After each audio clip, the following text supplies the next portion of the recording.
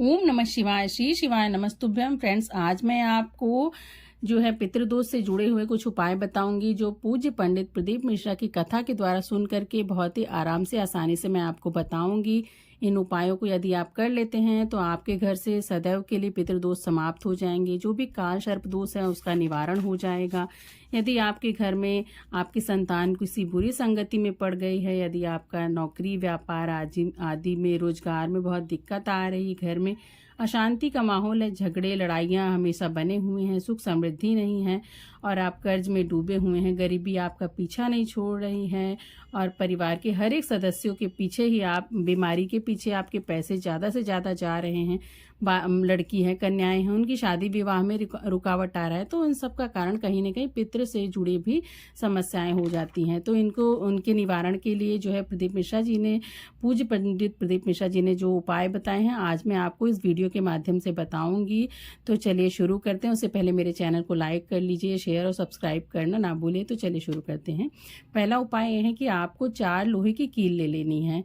आपको छोटी छोटी 4 लोहे की कील कहीं भी आप मतलब दुकान से ले सकते हैं, वहाँ पे आपको मिल जाएगी। इन कीलों को लेने के बाद आपको क्या करना है, घर ले आना है, उनको सफ़ेद कपड़े में छोटी छोटी पोटली में बांध देना है। चारों को अलग अलग सफ़ेद कपड़े की पोटली बना लेना है और उसके बाद आपको घर में जो आपका 4 कोना है, यानी कि घर का जो आपका चारों कोना है, अंदर से बाहर पूरे कमरों में आप देख लें कि किधर किधर आपके घर के 4 कोने हैं, वहाँ पर आपको किसी चीज़ में इसको बांध देना है। अगर खिड़की है तो उसमें बांध देना उस पोटली को, या फिर नहीं है तो आप छोटी सी कील लगा के वहाँ भी बांध सकते हैं। तो ऐसा माना जाता है, ऐसा आप करते हैं तो आपके घर से जो काल सर्प दोष है या पितृदोष है उसका निवारण हो जाता है।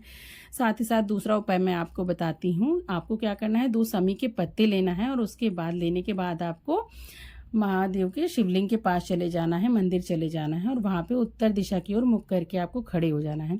शिवलिंग पर सबसे पहले आपको पहला समी का जो पत्ता है उसको समर्पित कर देना है महादेव को। उसके बाद आपको दूसरा भी जो आपने समी पत्र ले रखा है उसको महादेव के ऊपर समर्पित कर देना है।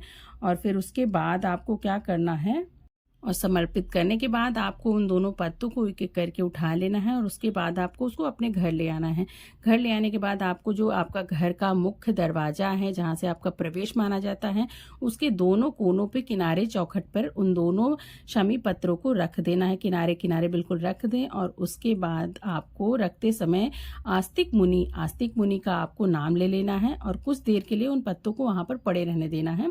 उसके बाद आप 10 मिनट 20 मिनट के बाद उस पत्ते को उठा लें। जब भी थोड़ी आधा घंटा अगर आपके पास हो तो आप उसको रहने दें। उसके बाद आप उसको उठा लें और उसके बाद उसको बाहर ही बाहर, घर में नहीं लाना है, उन दोनों पत्तों को ले जाएं।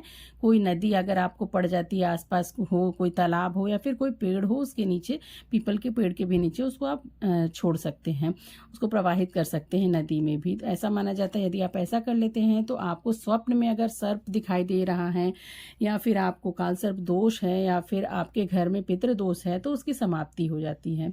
एक और उपाय मैं आपको बता देती हूँ। आपको क्या करना है, काला तिल ले लेना है, उसे भिगो लेना है। 1 चम्मच आपको काला तिल लेना है, बहुत ज़्यादा मात्रा में ना लें, और उसे भिगो दें। भिगोने के बाद उसको पीस लें। पीसने के बाद आपको क्या करना है, उसको एक कटोरी में रख लें। उसके बाद आपको 1 लोटा तांबे का लोटा लेना है, उसमें थोड़ा जल ले लेना है। उसके बाद आपको महादेव के मंदिर में चले जाना है। उस लोटे के जो जल आपने लिया है उसी में आपको जो पीसा हुआ काला तिल था उसको उसमें मिला लेना है और महादेव के मंदिर में चले जाना है।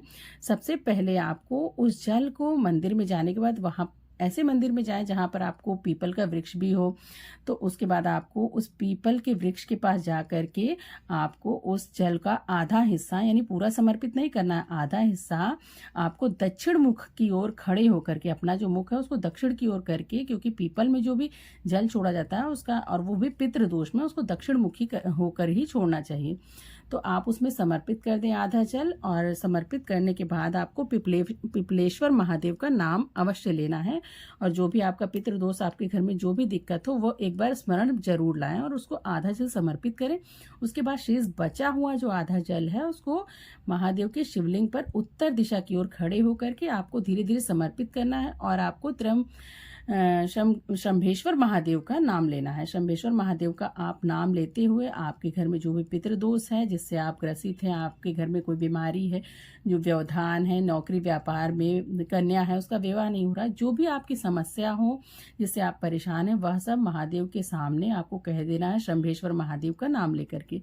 एक अन्य उपाय मैं आपको बता देती हूँ। आपको क्या करना है, 2 समी का पत्ता लेना है और 2 फूल ले लेने हैं। 2 फूल कैसे होने चाहिए, वह सफ़ेद होना चाहिए। 2 समी का पत्र ले लें और 2 सफ़ेद फूल ले लें। उसके बाद 1 लोटा आपको तांबे के लोटे में जल भर लेना है। उसके बाद आपको उसको पूरी सामग्री को लेकर के महादेव के मंदिर चले जाना है। मंदिर में जाएं, महादेव की जो शिवलिंग है उसके सामने आपको उत्तर दिशा में मुख करके खड़े हो जाना है। और आपको सबसे पहले क्या करना है, महादेव को जो जल है उसको धीरे धीरे समर्पित कर देना है। समर्पित करने के बाद आपने जो फूल लिया है, जो 2 सफ़ेद फूल लिया है, उसको जो जलाधारी है उसके दोनों तरफ, बाएं दाएं दोनों तरफ जो है जलाधारी, जहाँ से जल गिरता है वहाँ पर दोनों तरफ सफ़ेद पुष्प को रख दें। और उसके साथ ही साथ जो आपने 2 समी पत्र लिया है उसमें से 1 समी पत्र को आपको शिवलिंग के ऊपर समर्पित कर देना है। और जो दूसरा समी पत्र है उसको आपको अभी लिए रहना है। दूसरे समी पत्र को आपको क्या करना है, जहाँ पे जलाधारी है, जहाँ से आपका जल गिर रहा है वहाँ पर रख देना है। और ऐसा करने से माना जाता है कि आपका जो भी पितृ दोष है वह समाप्त हो जाएगी, क्योंकि जलाधारी का जो नीचे का हिस्सा है वहाँ पे वह पितरों से जुड़ा हुआ है। वहाँ पे आप समी पत्र रखते हैं तो इससे आपके घर का जो है जो भी पितृ दोष है उसका निवारण माना जाता है। साथ ही साथ आपको क्या करना है, एक उपाय मैं आपको और बताती हूँ। आपको अपने घर में महिलाएं जो हैं उनको क्या करना है कि एक रोटी लेना है, एक रोटी बना लेना है। रोटी को तोड़ लें और रोटी को तोड़ने के बाद आधा आधा हिस्सा तोड़ लें। उसके बीच में कोई मीठा आपके पास गुड़ हो, शक्कर हो, उसको रख करके उसको नियमित जो श्राद्ध पक्ष है, जो भी आपका 15 दिन का जो समय है उसमें आपको गौ माता को, कुत्ता हो आपके आसपास कोई, या फिर आप कौआ के लिए छत वत हो वहाँ पे ले जाके आपके पास बालकनी हो वहाँ पे उसको रख दे। माना जाता है ऐसा उपाय करने से आपके घर में जो भी अशांति, बीमारियां हैं और जो भी पितृदोष से जुड़ी हुई समस्याएं वह सब समाप्त होंगी। आपके पितृ जो है प्रसन्न होंगे और आपका घर पूरी तरह से फले फूलेगा। साथ ही साथ आपको क्या करना है, पितृदोष के निवारण के लिए आपको ब्राह्मणों को नियमित रूप से भोजन कराना चाहिए। जो भी पितृ श्राद्ध पक्ष चल रहा है उसमें दान दक्षिणा बहुत ज़्यादा करना चाहिए। यदि आप सक्षम हैं तो कोई कुंवारी कन्याएं हैं, गरीब हैं, तो उनका विवाह में आप मदद कर सकते हैं। पितरों को प्रसन्न करने के लिए आपको पीपल के वृक्ष में नियमित रूप से काला तिल, दूध हो गया, अक्षत हो गया, फूल इत्यादि को समर्पित करना चाहिए। यह बहुत ही अचूक उपाय है, क्योंकि पीपल में जो है पितरों का वास माना जाता है।